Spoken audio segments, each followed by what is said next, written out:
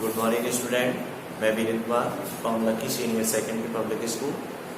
आज हम आपके साथ डिस्कस करेंगे एक्सरसाइज 1.1 यानी चैप्टर फर्स्ट।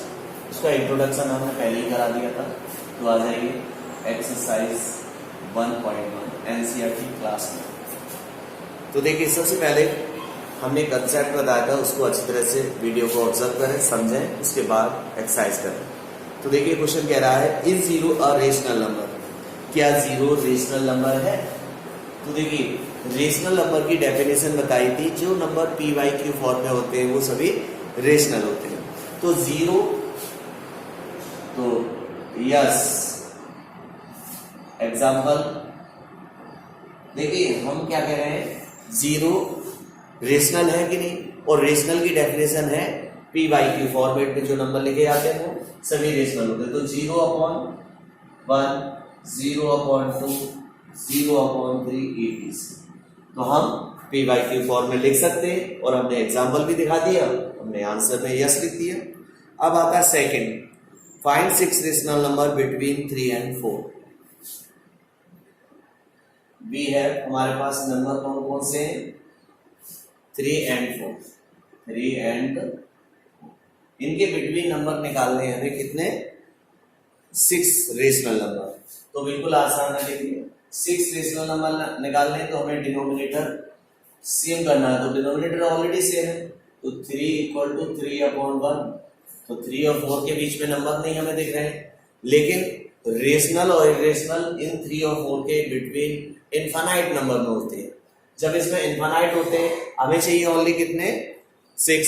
तो देखिए जरूरी नहीं है कि आपका आंसर वेरी करे, आपका आंसर 6 है। तो जिसके आंसर इनफाइनाइट हो तो आपका आंसर कौन सा लिख रहे हैं, हम कौन सा लिख रहे हैं, इसलिए आप ये ध्यान रखें कुछ भी आंसर पॉसिबल हो सकता है। तो 3/1 को हम क्या करेंगे, अब जितने नंबर निकालने होते हैं उससे एक ज्यादा का नंबर का मल्टीप्लाई कर देंगे तो हमें बिटवीन नंबर निकल आएंगे। अब आपके दिमाग में होगा एक ज्यादा से और ज्यादा कर दें तो भी आंसर निकलेगा, लेकिन उसके और ज्यादा संख्याएं निकल आएंगी। तो अब हम क्या करते हैं, हमें फाइंड करने थे इसमें 6, तो हम 7 का इंटू करते हैं तो क्या होगा, सफिशिएंट उतने ही निकलेंगे जितने हमें जरूरत है। 7 3 = 21 और 7 1 = 7 एंड दूसरी वैल्यू 4 है, 4 को हम लिख सकते हैं 4/1 इंटू, इसमें भी कोई 7 करेंगे, क्यों करेंगे, डिनोमिनेटर सेम भी रखना है, 7 4 = 28/7। अब तो गौर से देखें इन दोनों में नंबर स्मॉलर कौन सा है, 21/7 स्मॉलर है 28/7। अब हमें नंबर चाहिए 7, तो लिखेंगे 7 रेशनल नंबर बिटवीन देम। तो इससे ग्रेटर होना चाहिए, इससे स्मॉलर होना चाहिए, तो क्या होगा 22/7, और उसके बाद कॉमा लगाएंगे 23/7, 24/7, 25/7, 26/7 एंड 27/7। 1 2 3 4 5 6। अब हमारे 6 हो गए। यदि हम मल्टीप्लाई 7 से किया, यदि हम 8 से भी करते तो नंबर ज्यादा हो जाते बिटवीन, तो वो भी आंसर सही होते। यदि हम 8 से 10 से और बड़े से कर देंगे तब भी आंसर सही होंगे, लेकिन हमें मिनिमम जितना निकालना उससे एक ज्यादा से इंटू करते हैं। तो ये क्वेश्चन आपको बहुत ही अच्छे तरीके से समझ में आया होगा। तो अब आते हैं नेक्स्ट क्वेश्चन की तरफ। नेक्स्ट क्वेश्चन देखिए, नेक्स्ट क्वेश्चन की तरफ हम आते हैं, क्वेश्चन नंबर 3। इसमें दे रहा है 3/5 एंड 4/5। हमेशा ये ध्यान रखते हैं नंबर में हमें डिनोमिनेटर सेम रखना है। पहले वाला नंबर था उसमें /1 किया तो डिनोमिनेटर ऑलरेडी सेम था, इसमें भी देखो डिनोमिनेटर सेम है, और denominator by the way same नहीं आता है, तब क्या करेंगे, तो पहले डिनोमिनेटर सेम करने के लिए एलसीएम लेके दोनों सेम करेंगे, सेम करने के बाद तब हम मल्टीप्लाई करेंगे, जितने की नंबर की जरूरत है उसके अकॉर्डिंग मल्टीप्लाई करते हैं। तो देखिए सबसे पहले हमारे डिनोमिनेटर सेम है, तो हमें नंबर कितने चाहिए, 5, तो 6 से इंटू कर दीजिए, 3/5 इंटू 6, तो 6 3 = 18/6 5 = 30 एंड 4/5 = 4/5 इंटू कितना होगा, 6 24/6 ×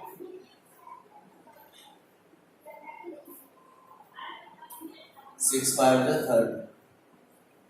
देखिए डिनोमिनेटर तो सेम है ही हमारे पास, तो नाउ 18/30 स्मॉलर देन 24/30।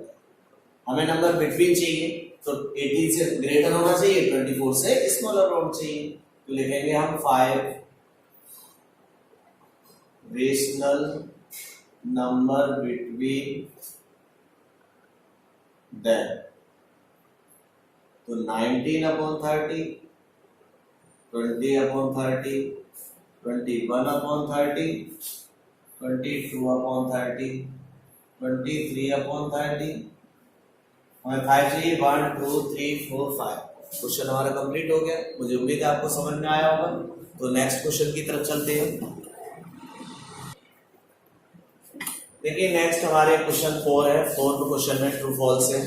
तो ट्रू फॉल्स में क्या कह रहा है, गौर से देखें। Every natural number is whole number.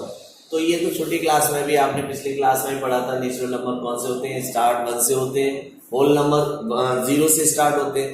तो क्वेश्चन ये कहना चाह रहा है कि नेचुरल नंबर है, प्रत्येक नेचुरल नंबर है वो होल नंबर होता है। तो नेचुरल नंबर सारे नंबर होल नंबर में मिल जाएंगे। तो ये तो आपके पास सही है कि ये तो ट्रू हो गया, ट्रू भी लिख सकते हैं। अब आता है second, every integer whole number. प्रत्येक इंटीजर होल नंबर हो सकता है क्या, क्योंकि इंटीजर में नेगेटिव होते हैं, नेगेटिव में होल नंबर होते ही नहीं। तो ये कैसा हो गया, फॉल्स हो गया। अब आता है एवरी रेशनल नंबर। अब देखिए रेशनल नंबर तो -1/2 भी होता है, तो वो वाला होल नंबर तो हो नहीं सकता -1/2। तो ये भी फॉल्स है। तो ये हमारी पास एक्सरसाइज कंप्लीट होती है। तो आगे एक्सरसाइज इसी वीडियो में देखते हैं। देखिए अब नेक्स्ट एक्सरसाइज हमारी 1.2। देखिए 1.2 हम डायरेक्ट इसमें स्क्रीन पे दिखा रहे हैं, बुक में इसलिए दिखा रहे हैं क्योंकि इसमें MCQ ट्रू फॉल्स आ गए हैं। तो पहला क्वेश्चन कहना चाह रहा है कि एवरी इरेशनल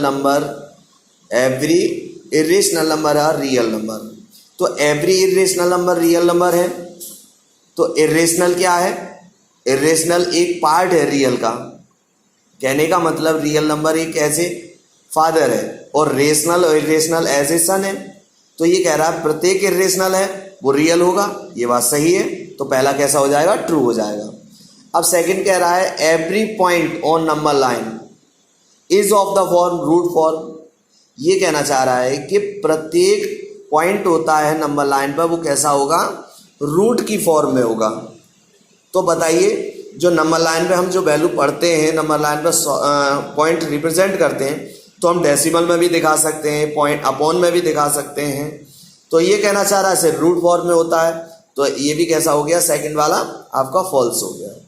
अब थर्ड वाला कहना चाह रहा है कि real number is a irrational. अब रियल नंबर इरेशनल कैसे हो सकता है, सभी real number check, real number तो एज ए सन था, sorry real number as a father है। तो सभी फादर की क्वालिटी इरेशनल में एक में नहीं हो सकती, क्योंकि रेशनल और इरेशनल दोनों से मिलकर रियल बना है। तो ये फॉल्स हो गया। कहने का मतलब है ये फादर की क्वालिटी इरेशनल बेटे में नहीं पाई जा सकती, जबकि बेटे की क्वालिटी फादर में पाई जा सकती है। तो हम ये होल वैल्यू है। कहने का मतलब रियल एक ऐसा होल है जिसमें रेशनल और इरेशनल दोनों पाए जाते हैं। तो सभी इरेशनल भी रियल हो सकते हैं, सभी रेशनल भी रियल हो सकते हैं, but every real number not irrational और नॉट रेशनल। तो ये क्वेश्चन आपके क्लियर हो गया, ट्रू फॉल्स है। अब उसके बाद सेकंड क्वेश्चन हम आपको बोर्ड पे समझाएंगे। देखिए second question of this exercise, second question अपनी बुक में रीड करना, मैं रीड कर रहा हूं। Are the square root of all positive integer irrational. Question का मीन्स ये है कि सभी पॉजिटिव नंबर, पॉजिटिव इंटीजर का, सभी पॉजिटिव इंटीजर का स्क्वायर रूट निकालेंगे वो इरेशनल होता है। ये पूछ रहा है क्या सभी पॉजिटिव इंटीजर का स्क्वायर रूट इरेशनल होता है? नो, नहीं होता है। कैसे नहीं होता है? देखिए फॉर एग्जांपल, क्यों नहीं होता है? उसने कहा सारे पॉजिटिव नंबर का स्क्वायर रूट निकालें तो इरेशनल होता है। तो कहां होता है? देखिए √2 का स्क्वायर रूट निकालेंगे तो ये कैसा होगा, इरेशनल होगा, इक्वल टू इरेशनल, क्योंकि ये सॉल्व नहीं होगा। ओके, अब आता है रूट 3 भी कैसा होता है, इरेशनल होता है। उसने सभी कहा, क्या कहा है, सारे पॉजिटिव इंटीजर, सारे पॉजिटिव नंबर का सारे पॉजिटिव का स्क्वायर रूट इरेशनल होता है। अभी तक तो इरेशनल आ रहा है, अब हम 4 का निकालें तो 4 का क्या आएगा, 2, और 2 कैसा होगा, रेशनल। उसकी बात गलत हो गई, उसने कहा सारे नंबर जितने भी पॉजिटिव नंबर हैं सभी का रूट इरेशनल आएगा, लेकिन उसकी बात सही गलत भी निकल गई। उसने कहा सभी का आंसर इरेशनल आएगा, तो देखो इरेशनल भी आया, रेशनल भी आ गया, तो क्या कह सकते हैं, हमारा आंसर कैसा होगा, नो होगा। एग्जांपल से आपने एक्सप्लेन कर दिया हमें। तो अब आ जाइए question number 3, so how root 5 can be represent on number line. तो देखिए रूट 5 को नंबर लाइन पे कैसे रिप्रेजेंट करेंगे, तो देखिए इसे रफ कर देते हैं।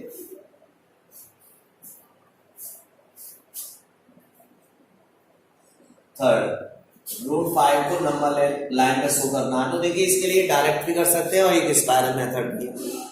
तो देखिए सबसे पहले हमें ये बताना चाहिए रूट वैल्यू बनी कैसे। तो देखो हाइपोटेनियस आपने पीजीटी पढ़ी है, बाय पीजीटी से हाइपोटेनियस का स्क्वायर क्या होता है, बेस स्क्वायर प्लस परपेंडिकुलर का स्क्वायर। तो देखिए हम बेस हमने बन लिया, परपेंडिकुलर हमने बन लिया, तो कितना हो जाएगा 1/2। इधर से स्क्वायर हटाएंगे, इसमें रूट आ जाएगा, तो हाइपोटेनियस वैल्यू हमें कितनी मिल गई, रूट 2। या रूट 2 बनाने के लिए होता तो हम इसी से बनाते। अब कह रहा है हमें कितना लाना था, रूट 5। तो सिंपल तरीका है, इसमें हम ये ध्यान रखेंगे कि परपेंडिकुलर कभी बदलते नहीं, चेंज नहीं करते। हमें क्या चेंज कर सकते हैं, बेस में चेंज कर सकते हैं। तो हमने देखा अगर 2 ले लिया तो 2 का स्क्वायर कितना होता है, 4 + 1 यानी कितना हो गया 5। इधर से स्क्वायर हटाएंगे, इधर रूट लग गया, तो रूट 5 मिल गया। अब हम ये देख रहे हैं कि बेस वैल्यू हमें 2 मिल जाए, परपेंडिकुलर 1 मिल जाए, तो हमें रूट 5 वैल्यू मिल सकती है। तो देखिए नंबर लाइन पर हम दिखाते हैं आपको, ये 0 और ये डिस्टेंस आपकी इक्वल डिस्टेंस होना चाहिए, चाहे कितना भी यूनिट का ले सकते हैं, ये सभी इक्वल डिस्टेंस होना चाहिए। अब हमने बताया था बेस कितना लेना है, 2, तो 0 से लेके 2 बेस हो गया। अब परपेंडिकुलर कितना लेना है, 1, तो परपेंडिकुलर का मतलब है 90 डिग्री पर। 90 डिग्री पर इतना ही डिस्टेंस, 90 डिग्री पर एक लाइन खींचेंगे तो कितनी बड़ी होनी चाहिए, 1 यूनिट। जितना डिस्टेंस ये है उतना ही ये होना चाहिए। ओके, तो ये हमारा इतना हो गया। इसका नाम दे सकते हैं, कुछ भी दे सकते हैं, ए बी। अब क्या करेंगे, इसको 0 से ज्वाइन कर देंगे, इसे ओ पॉइंट भी दे सकते हैं, 0 को ना ओ नहीं दो तो पी दे सकते हैं। तो हम पी को बी से ज्वाइन कर दिया। अब हमें ये पता है कि 2 है, 1 है, तो पीजीटी से रूट 5 होता है। अब रूट 5 को यहाँ पर है, नंबर लाइन तो हमारी ये है ना, तो हमें नंबर लाइन पे दिखाना है। तो ध्यान रखना, कंपास में हम वैल्यू लेते हैं, कंपास का पॉइंटर यहाँ रखेंगे, पेंसिल का पॉइंट यहाँ पर रखेंगे और रखकर इस पॉइंट को कांस्टेंट रखेंगे, इसको मूव करते आएंगे, तो ये हमारा आर्क ये आ जाएगा। तो आर्क ये वाला रेडियस यहाँ भी रेडियस उतना ही होगा, नीचे भी, तो ये ही रूट 5 हो जाएगा हमारा नंबर लाइन पर ये वाला। ये हमने डायरेक्ट बता दिया। आप स्पाइरल से भी कर सकते थे, तो आपको आसान है, ऐसे नोट करिए फटाफट।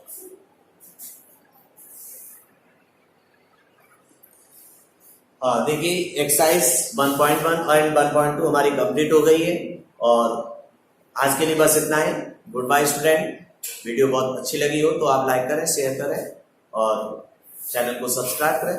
तो तब तक के लिए गुड बाय स्टूडेंट्स।